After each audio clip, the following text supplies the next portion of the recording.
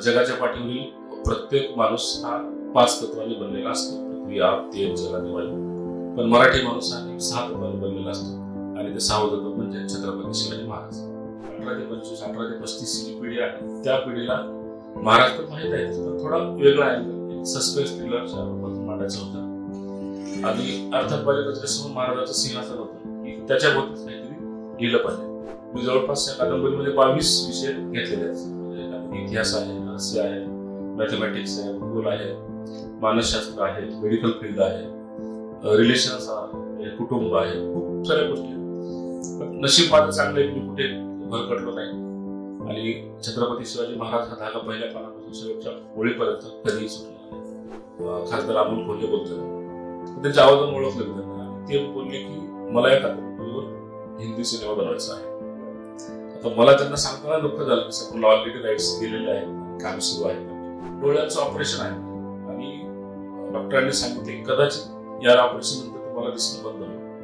ते म्हणे की जरी माझे डोळे बंद झाले तर माझे डोळे बंद होण्याच्या आधी मी पुस्तक वाचले याचा आनंद म्हणून रडतो.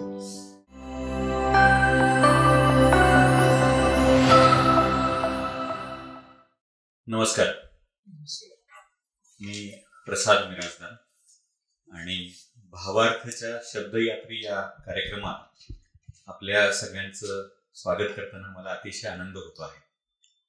आज रविवारची सकाळ आहे, 18 जून म्हणतो मी, कादंबरीमध्ये वापरला 18 फेब्रुवारी आणि शिवजयंतीच्या आदल्या दिवशी आपण हा कार्यक्रम करतो आहोत. प्रतिपश्चंद्र ही डॉक्टर प्रकाश कोयड यांच्या कादंबरीवरती ही चर्चा आयोजित केलेली आहे. आणि आज हा कार्यक्रम घेण्यामागचं वैशिष्ट्य हेच आहे की प्रतिपश्चंद्र ही कादंबरी जेव्हा नाव असतं तेव्हा पहिल्यांदा जे डोळ्यासमोर येतं ते छत्रपती शिवरायांचं चरित्र येतं, ती राजमुद्रा येते आणि त्याच्याबद्दलची एक संपूर्ण उत्सुकता ही कादंबरीचं कव्हर पाहिलं की सुद्धा लक्षात येते.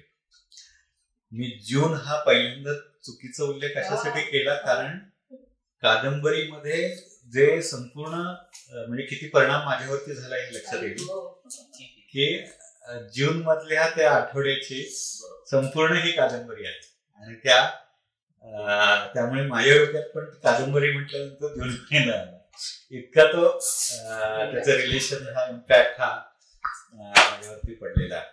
आज आपण या कादंबरीच्या लेखकांशी डॉक्टर प्रकाश यांच्याशी गप्पा मारणार आहोत. डॉक्टर प्रकाश कोयडे MBBS डॉक्टर आहेत आणि पिंपरी चिंचवडच्या सरकारी रुग्णालयामध्ये ते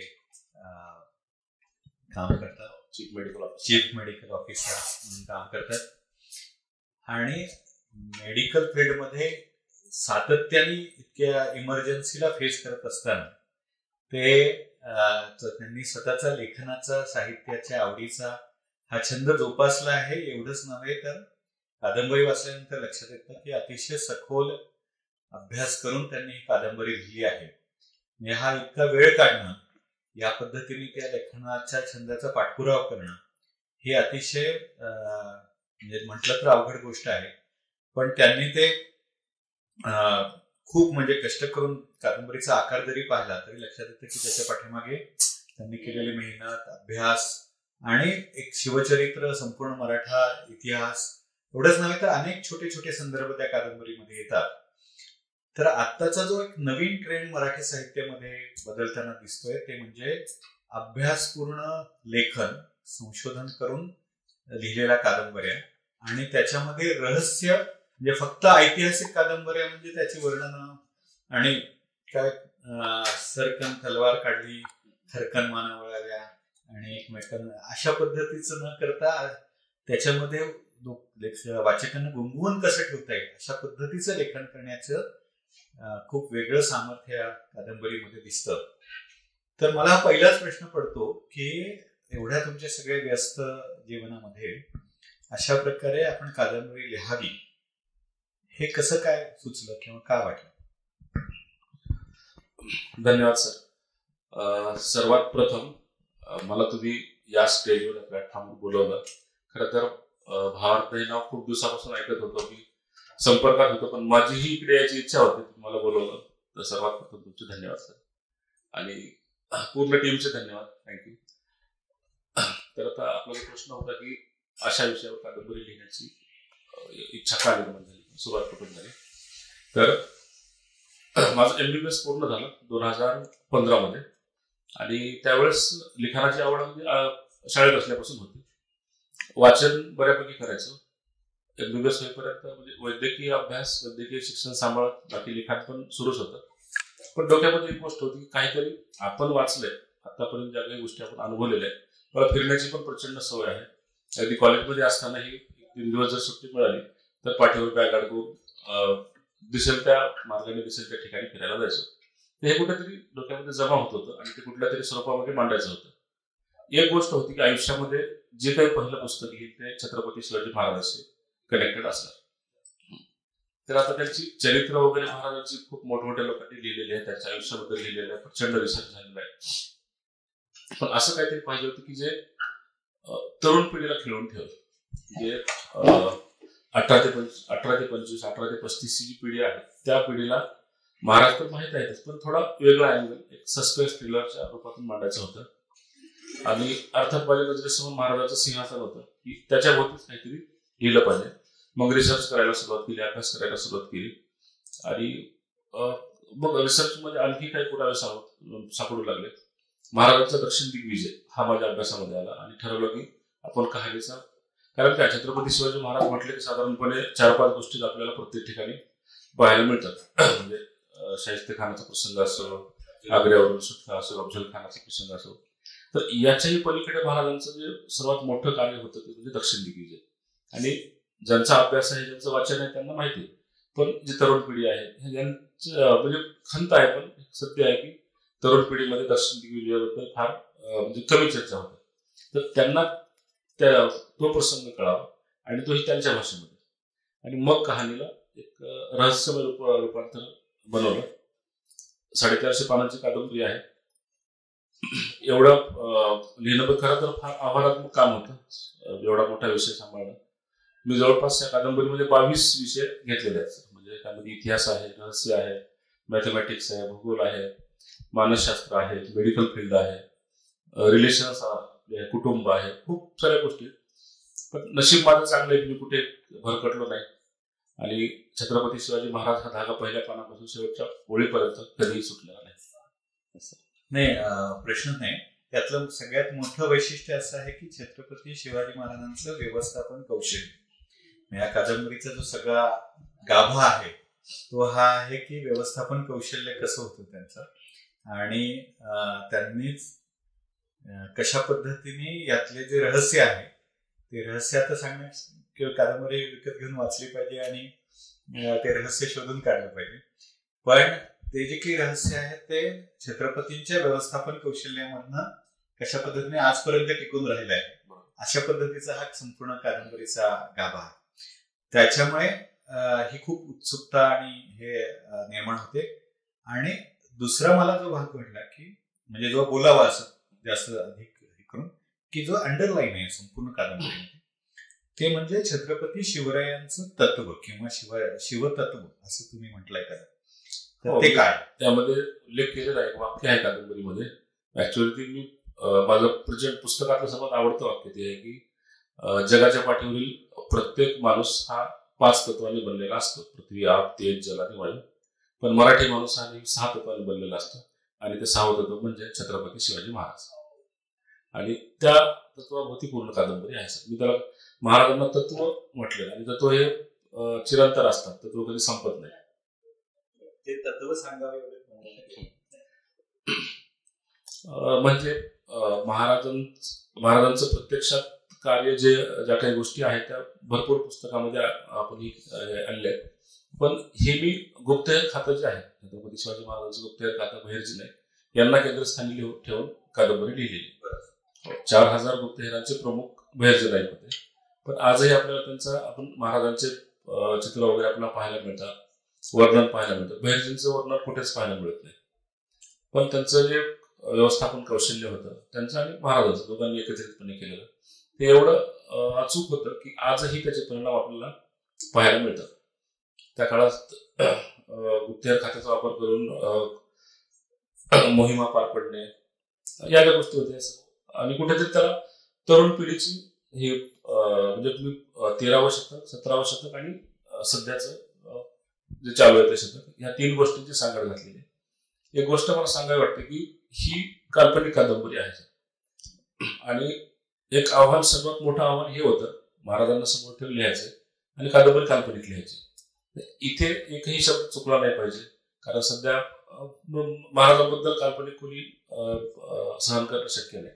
पण मला मी अशा पद्धतीने मांडलंय की पूर्ण कादंबरीमध्ये छत्रपती शिवाजी महाराज फार फार तर 2 ते 3 पेजवर उल्लेख आहे स्पष्ट, त्यांचं डिस्कशन वगैरे.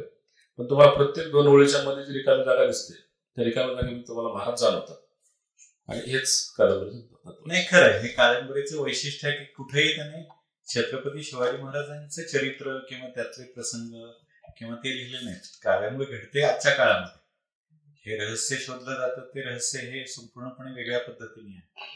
पण म्हणजे आता आपण मागे चर्चा केली होती तसं की हे जे गूढ आहे की छत्रपती शिवाजी महाराजांचं सिंहासन हे नंतर काय झालं त्याचं, याच्याबद्दलची उत्सुकता ही सगळीकडे मोठ्या प्रमाणावरती आहे.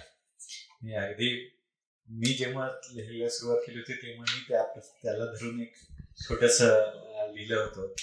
तर त्यामुळे मला ती कादंबरी जास्त भावली, कारण तशा प्रकारचं इमॅजिनेशन, रायगडवर प्रत्यक्ष जाऊन तिथले सगळे प्रसंग आणि तिथल्या सर्व गोष्टी ह्या पाहिलेल्या असल्यामुळे अधिक ती जाणवली.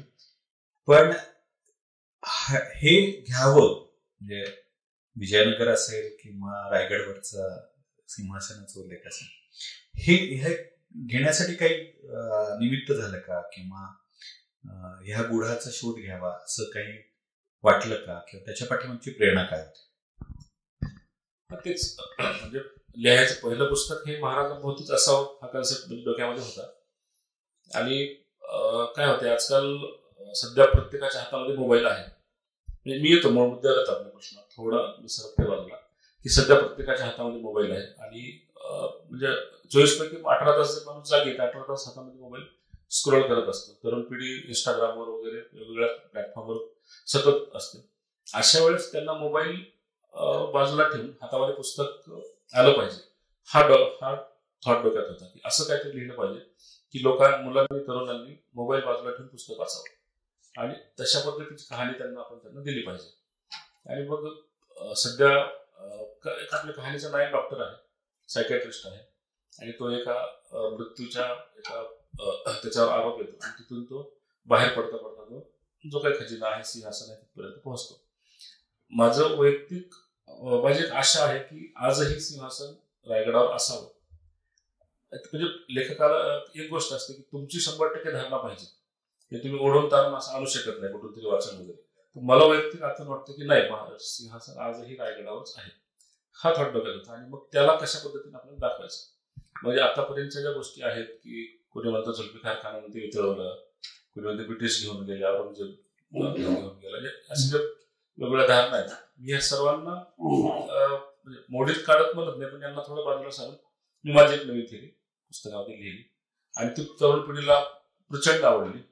आणि त्यांनी म्हणजे कहाणी वाचल्यानंतर कितीतरी लोक मुद्दाम तो जो खलबत खाना आहे तिथे जाऊन लोकांनी अभ्यास केला, खरंच तिथे सापडते का ते दाबावे बटन वगैरे, दगड वगैरे कुठे सरकतो का, असा अभ्यास करून म्हणजे लोकांनी ते पाहायला सुरुवात केली.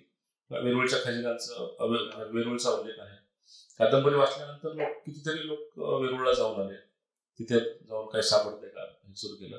म्हणजे आपण एक वेगळा अँगल दिला लोकांना पाहण्यासाठी. ते कादंबरीचं खरं यश आहे.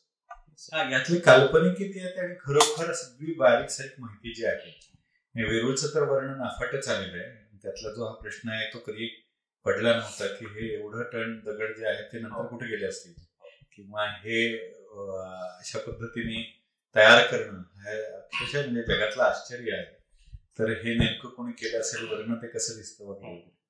तर हे सगळे अभ्यास करत असताना सर्व उल्लेख हे जसे आहे तसे आले का तुम्ही त्याच्यात कल्पनेतनं काही भर घातली आहे, किंवा कल्पना किती आणि वास्तव किती?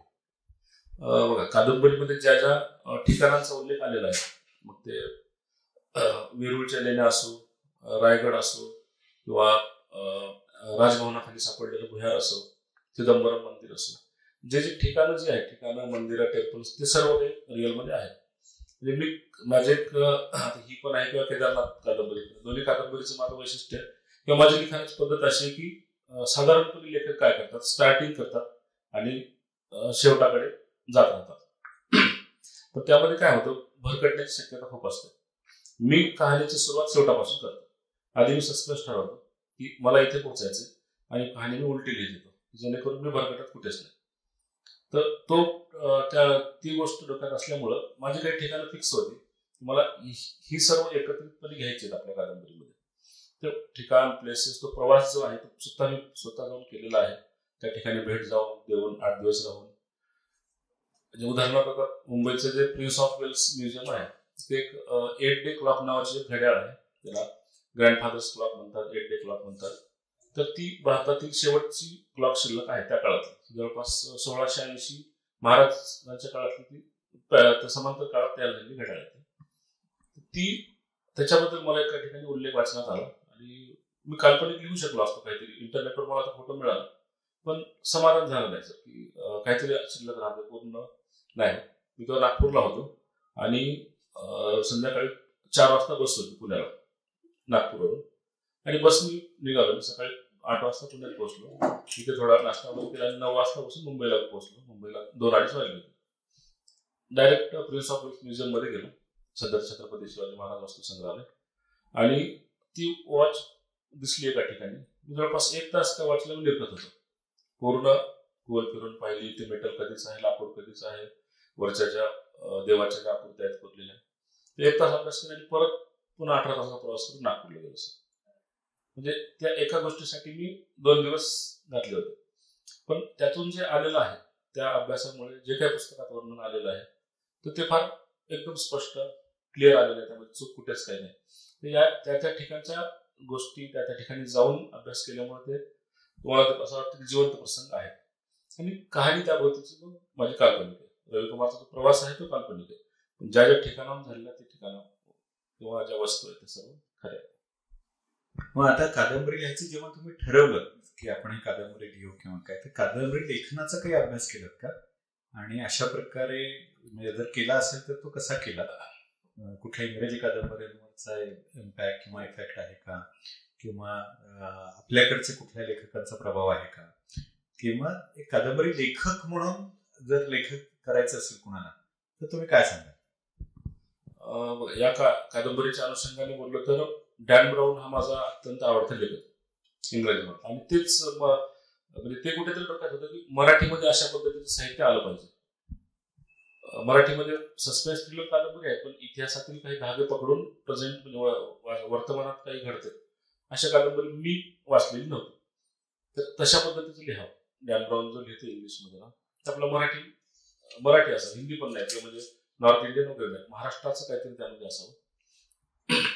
आणि मग डॅन ब्राऊनच्या कादंबऱ्या वाचल्या होत्या. पण जेव्हा याचा अभ्यास करायला सुरुवात केली तेव्हा कुठेतरी एका खंजिराचा उल्लेख आला.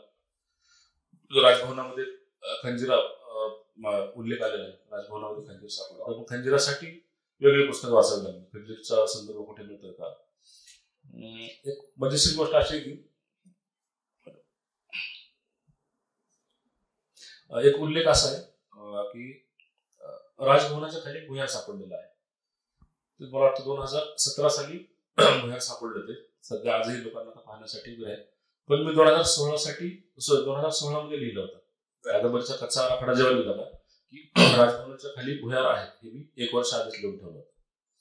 इव्हन त्याच काळात ही लिहिलं होतं की मुंबईच्या GS ब्रँड मेडिकल कॉलेजच्या खाली एक भुयार आहे 400 मीटर अंतरावर. ते भुयार आता गेल्या वर्षी सापडलं.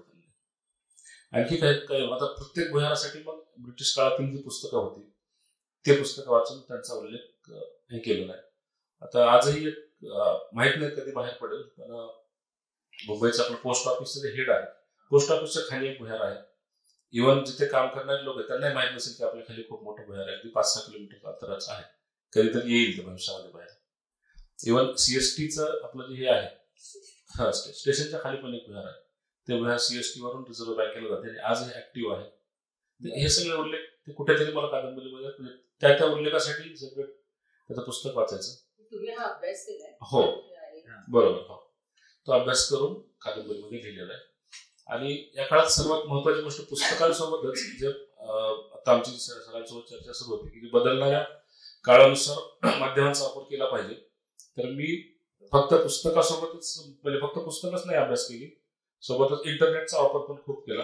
म्हणजे तुम्ही पाहाल का कादंबरीमध्ये हे जे आहे हे वरचं जे हे कव्हर पेज दिसतंय हे 4 सिंह आहेत याच्या वेरूळच्या लेणीवरचे. आणि हे जर तुम्ही सॅटेलाइट मधून इमेज जर पाहिली तर तुम्हाला असं एक प्रॉपर हेलिपॅड सारखा मार्क दिसतो एक्स मार्क. आजही तुम्ही गुगल मॅपवर शोधून पाहिलं तर या गोष्टी मी स्वतः आधी गुगल मॅपवर सर्च करून बघितल्या. डिस्टन्स किती आहे प्रॉपर रायगडचा तिथे जाऊन अभ्यास केला, पण गुगल मॅपचा इंटरनेटचा वापर करून नगरखाना कुठे आहे, किती मीटर अंतर आहे, हे प्रॉपर नेटचा वापर करून आपण त्या गोष्टी घेतलेल्या आहेत. त्यामुळे आपण क्रॉस चेक जरी केलं तरी तुम्हाला 1% तुम्हाला चूक नाही सापडणार. हे खूप इंटरेस्टिंग आहे. मुख्यतः हे जे इतके बारीक सारीक तपशील त्यांनी केलेत ना, तर नव्या लेखकांना मला तेच आहे की पूर्वी हा अभ्यास करणं जरा अवघड होतं. ग्रंथालयात जायचं, तिथनं पुस्तकं रेफरन्सेस मिळवायची. पण त्यांनी ज्या पद्धतीने नवीन माध्यमांचा म्हणजे इंटरनेटचा वापर केला, या सगळ्या साधनांचा वापर केला, तर तो खूप इंटरेस्टिंग आहे. ते म्हणूनच कादंबरी लेखनाची प्रोसेस करणं, असे कादंबरी लेखक हे जास्तीत जास्त आले पाहिजे की जे वाचकांना गुंगवून ठेवू शकतात आणि तरीही त्याच्यामधनं माहिती, ज्ञान, यात फक्त माहिती येते असं नाही. त्यांनी अभ्यास केलाय, तो अभ्यास तर दिसतोच. शोधत असताना आपण अनेक प्रश्नही पडतात की अरे हे आपण विचारच केला नव्हता. पण त्याच्याबरोबर ज्ञान म्हणजे तत्वज्ञान पण येतं, वेगवेगळे तत्वज्ञान येतं. म्हणजे ते त्याच्यातले जीवनाबद्दलची भाष्य बोलतात किंवा स्वतंत्रपणे तो जो प्रोटोगॉनिस्ट आहे रवी कुमार, तो त्याची काही मूल्य किंवा हे सगळी कशा पद्धतीने आली ते तो सांगत असतो. तर तो सुद्धा खूप इंटरेस्टिंग भाग आहे. म्हणजे देवाबद्दलची मतं असते, एकूण निसर्ग आणि आपण यांच्याबद्दलची मतं असते. तर हे सगळं कसं आलं, कुठून आहे? बघा, मी कादंबरीची सुरुवात केली होती नागपूरला केली होती. फारच म्हणजे तुम्ही प्रश्न विचारला, मी पण विसरून गेलो होतो या गोष्टी, पुन्हा तिची आठवण आली. कादंबरीचा पहिला आराखडा जो लिहिला होता, कच्चा आराखडा, सांगाड आपण त्याला होतो, तो मी ICU मध्ये बसून लिहिला होता. नागपूरला जॉब करायचो मी. तर ICU मध्ये पहिला आराखडा लिहिला होता. म्हणजे मी बसलो रात्री 11-12 वाजता, पेशंट ICU मधले सगळे पेशंट झोपी गेलेले असतात, साधारणपणे ट्रीटमेंट संपलेली असते. सकाळी म्हणजे रात्रभर ट्रीटमेंट नसते, त्यांच्या काही इमर्जन्सी असेल ते सुरू असते. आणि त्यावेळेस मग मी तिथे बसून पुस्तक लिहित असं काही लिहिलं तर अचानक कोणाची तरी तब्येत बिघडते, कोणीतरी मरतो, कोणाला तरी CPR द्यावा लागतोय.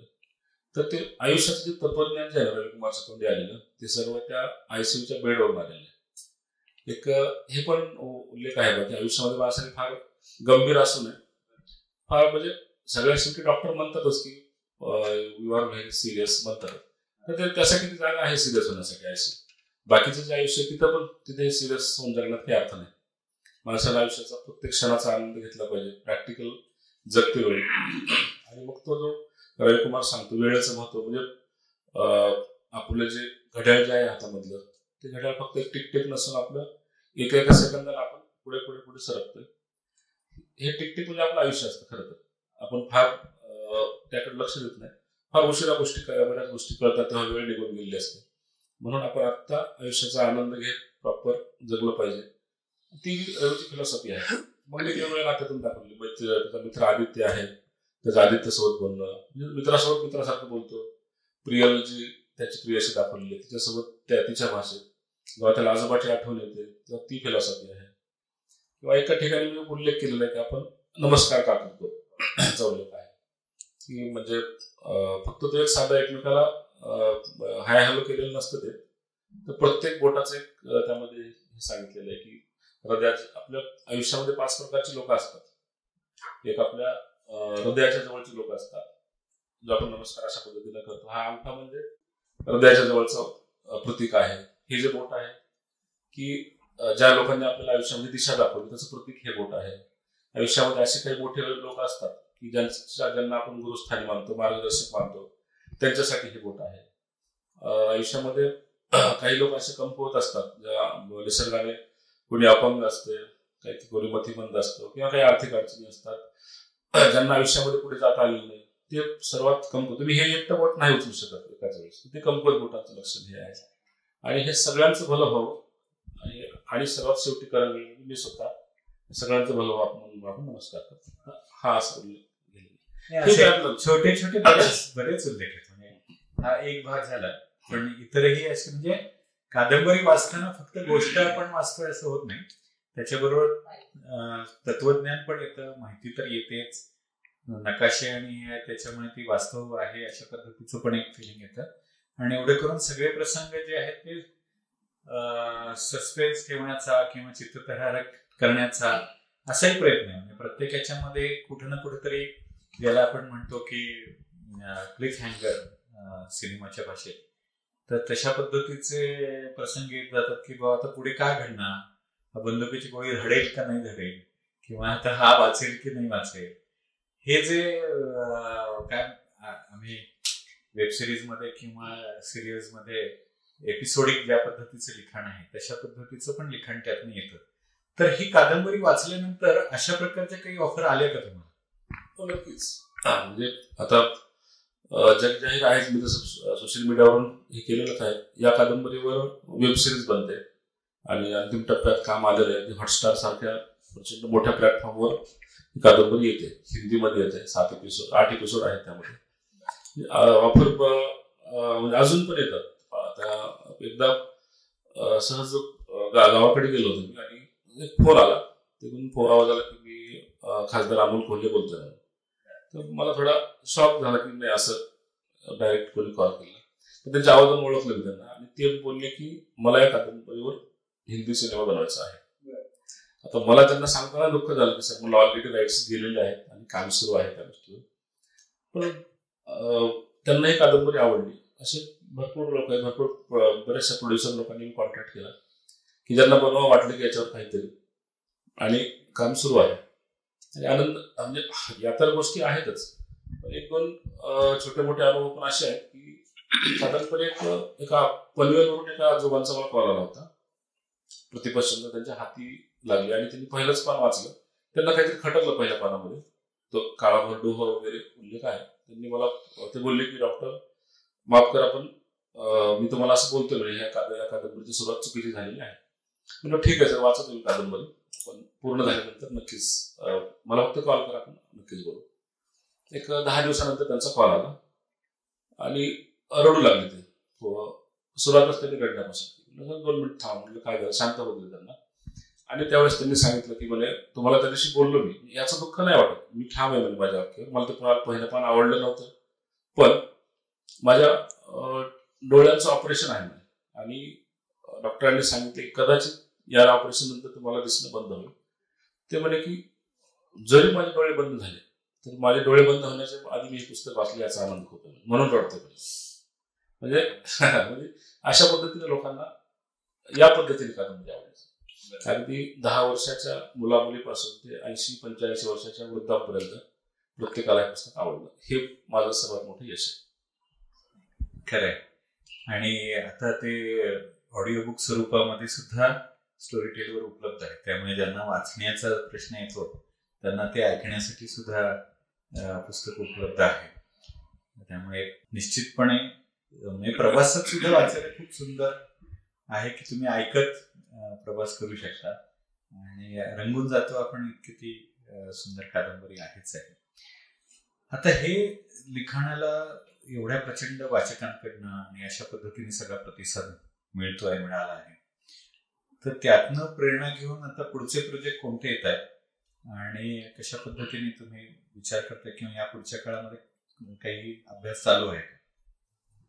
बघा, आता प्रतिपक्षांना गेली, त्यानंतर आता गेल्या वर्षी केदारनाथ 17 जून ही पण कादंबरी माझी प्रकाशित झालेली आहे. त्याला फार चांगला रिस्पॉन्स आहे. जवळपास 4,000 कॉपी प्रति गेलेल्या आहेत आतापर्यंत. अजून 1 वर्ष पण पूर्ण नाही झालेलं. तर याच्यानंतर आता रिपोर्टर नावाची कादंबरी लिहितोय मी. पत्रकारितेवर आहे. तुम्ही आता स्वतः पत्रकार आहात, मला खरं तर तुमची गरज लागली तुम्ही पुढे अजून मला काही माहिती लागली तर जर्नलिझम मधला तो क्राईम आहे, सस्पेन्स थ्रिलर हा माझा कहाणीचा गाभा आहे. तुम्हाला शेवटच्या पानापर्यंत कळणार नाही काय सुरू आहे. शेवटी असा काहीतरी स्फोट होईल की तुम्ही पूर्ण कादंबरी पहिल्यापासून वाचाल. ते रिपोर्टर कादंबरीचं काम सुरू आहे आणि प्रतिपक्षचंद्र भाग 2 याच्यावर पण सध्या रिसर्च सुरू आहे. आता ही जी पुस्तक आहे ते मी छत्रपती शिवाजी महाराज आणि मध्य भारत महाराष्ट्र त्यामध्ये कव्हर केलेलं आहे. दुसऱ्या भागामध्ये दक्षिण भारत असेल. दक्षिण भारत अंकोरवॅट टेम्पल समुद्र म्हणजे अर्धा प्रवास समुद्राचा असेल आणि नंतर तिसरा जो पार्ट आहे प्रतिपक्षचंद्रचा तो उत्तर भारत आणि सम्राट अशोक तिकडे असेल. त्याच्यावर काम सुरू आहे. अच्छा, म्हणजे खूपच मोठा पल्ला आणि मोठा प्लॅनिंग तुमचं आतापासून सुरू आहे. खूपच आनंद झाला म्हणजे ते समजून घेऊन की यापुढे अशा प्रकारच्या कादंबऱ्या आणि हे येणार आहेत. आणि मला वाटतं भारतीय संस्कृतीचा सगळा अभ्यास हा त्याच्यामधनं व्यक्त होणार आहे. कारण विजयनगरचं साम्राज्य आपण समजून घेतलं होतं किंवा माहिती होतं. तुमच्या कादंबरीमधनं ते जास्त सखोलपणे येतं की ही किती समृद्ध होती तेव्हाची संस्कृती, कल्चर आणि तेव्हाचा खजिना वगैरे वगैरे. आता जे तुम्ही अभ्यास करताय त्याच्यावरती हा भाग होता की वेगवेगळ्या अँगल्स मधनं लिहिलेल्या असतात गोष्टी किंवा वेगवेगळे दंतकथा असतात किंवा जो सत्ता राबवतो तो आपल्या पद्धतीने इतिहास लिहितो आणि त्याचे सगळ्याचे प्रभाव परिणाम हे असतात हे करताना. तर त्याच्याकडे तुम्ही कसं पाहता आणि आता जो प्रभाव आहे की आपल्याकडे जी समृद्ध संस्कृती होती ती पुढे यायला पाहिजे, लोकांना ती सांगितली गेली पाहिजे. आधीचा जो इतिहास होता तो इतिहास हा ब्रिटिशकालीन ब्रिटिशांच्या पद्धतीने लिहिला गेलेला होता, पण आता आपण आपल्या पद्धतीने इतिहास मांडला पाहिजे. तर हा काही प्रभाव आहे का आणि मग इतिहास संशोधन करताना ती कशा पद्धतीने पाहिजे? पहा, मी इतिहास संशोधक नाहीये, मी कादंबरीकार आहे. तर काही मर्यादा म्हणजे क्रॉस करून लिखाण झालेले बऱ्याच ठिकाणी मलाही माहिती आहे. पण एक गोष्ट मला वाटते की इतिहासात त्या काळातल्या ज्या घटना होत्या ती महापुरुष ते राजे होऊन गेले, ती त्या काळाचा अपत्य होतं. आपण त्याला आत्ताच्या तराजूमध्ये मांडू शकत नाही. आणि आत्ताच्या पिढीचा सर्वात मोठा गैरसमज हाच आहे की आपण त्याला आज जे काही होतं म्हणजे आजच्या ज्या सामाजिक, राजकीय, सांस्कृतिक ज्या ज्या गोष्टी घडामोडी होतात त्यामध्ये आपण त्या महापुरुषांना बसवतो आणि मग गैरसमज होणार, वाद होणार. तेव्हा त्या राजाला माहित होतं की आपला कोणीतरी शत्रू आहे, त्याला मारायचं नाही तर तो आपल्याला मारेल. त्या पाठीमाग तेव्हाच तात्कालीन कारण होतं. आपण आजच्या गोष्टी त्याशी कनेक्टेड केल्या तर मग तो विषय हाताळणं थोडं कठीण होऊन जातं. मी त्याच अँगलला बघतो की जे काही पुढचा पाठ लिहायचा आहे किंवा सध्या जो काही अभ्यास सुरू आहे तर त्यांना मी माझ्या आत्ताच्या काळात ओढत नाही सर. किंवा त्या काळात ज्या कृती झाल्या असतील ऐतिहासिक गोष्टी, आणि अर्थातच राजा असतो, तो सत्ताधारी असतो, तो त्याला जे वाटते तो त्याच्या पद्धतीनुसार करतो. त्याला जगायचं असतं, त्याला सर्वाइव्ह व्हायचं असतं, त्याला त्याचं राज्य पुढे न्यायचं असतं. आणि मग ते करण्यासाठी कुठेतरी खजिना वगैरे या गोष्टी असतात. 100% कुठेतरी लपवलेलं आहे सोनं, खजिना ज्या आहेत गोष्टी गेलेल्या कुठेच नाहीत. कोणीतरी त्या काळात कुठेतरी सुरक्षित लपवून ठेवलेले आहे. आपण आपल्या पद्धतीने संशोधक म्हणून नाही, कादंबरीकार म्हणूनच मी ते एक अंदाज मांडतो की या ठिकाणी आहे, तुम्ही बघू शकता, तुम्ही शोधू शकता. सापडणार नाही मलाही माहिती, तरी सांगतो. आता शेवटचा प्रश्न की कादंबरी लिखाण करणं हा मुळातच एक खूप मोठा कॅनव्हासवरती काम करण्याचं भाग आहे. म्हणजे तर अवघड गोष्ट आहेच आहे, पण ते मोठं शिवधनुष्य उचलल्यासारखंच असतं. कारण त्यातला अभ्यास, त्यात पुन्हा रंजकता आणणं, त्याच्यातलं रहस्य आणणं आणि त्यात तितक्याच सखोल पद्धतीने त्याला वेळ देणं.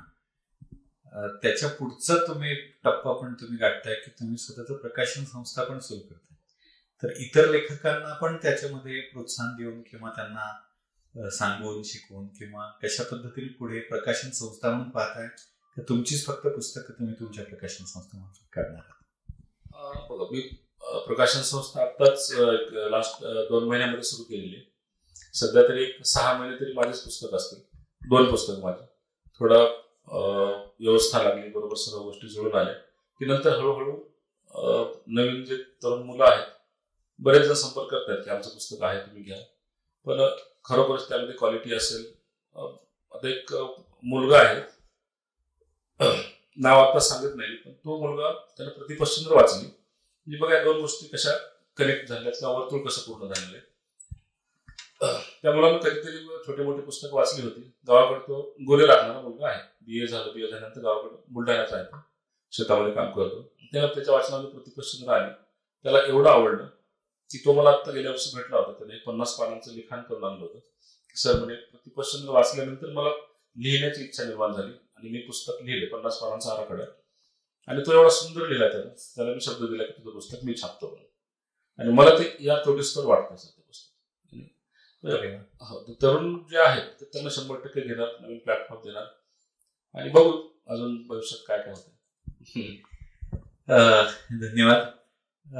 प्रतिपक्षचंद्र वाचल्यानंतर निश्चितपणे एक खूप मोठी हे लक्षात येते की ज्याप्रमाणे प्रतिपदेपासून चंद्र हा वाढत जातो तशा पद्धतीने हे राज्य वाढत जाऊ, अशा प्रकारची ती संपूर्ण प्रार्थना आहे.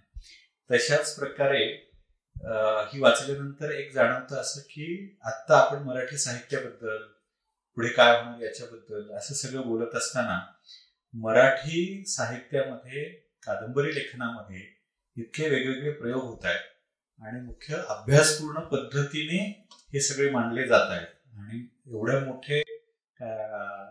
मोठ्या लेवलचं आता तुम्ही पाहिलं की त्यांचे पुढचे प्रोजेक्ट सुद्धा हे तितक्या ताकदीचे, तितके मोठे आहेत.